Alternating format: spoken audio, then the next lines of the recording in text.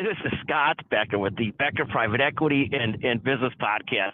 Today's discussion is diversity and greatness. So one of the things that's going on right now with this Harvard discussion with Dr. Claudine Gay has really brought this to the forefront. People talking about DEI is all bad. Others say DEI is all good.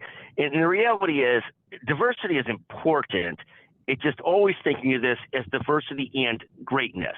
And this is such a complicated subject because when you think of diversity and you think about quotas and people getting spots that for a particular reason, for color of skin, for gender, for ethnic group, generally bad.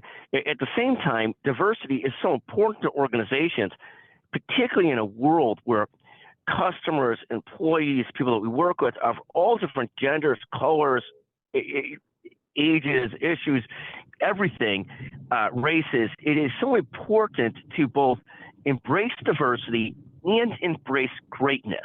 And these two things don't have to be mutually exclusive, and they can't be mutually exclusive. You can't use diversity as an excuse to allow, for example, Dr. Claudine Gay to stay in power when she's not held to standards anywhere near anybody else will be held to.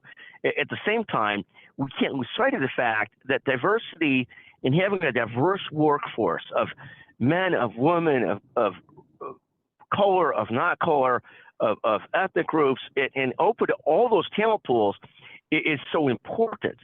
So the message is not anti-diversity, it's not pro-diversity. If anything, it's more pro-diversity, I should say.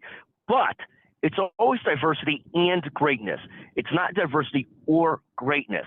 And I think the thing that's missing in part of this discussion is the constant effort to have both, to really strive for diversity and greatness, not diversity or greatness.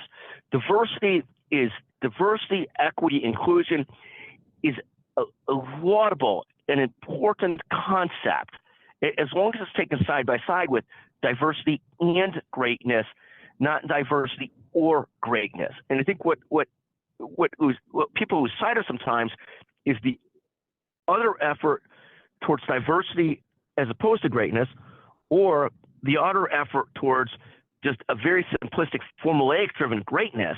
And the concept is we do have to strive as a society, as a company, as a business, as everything towards diversity and greatness.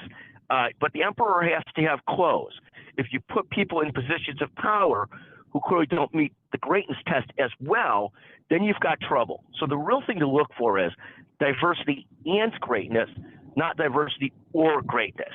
There's been all this discussion lately, people coming on all different sides of this sort of DEI equation.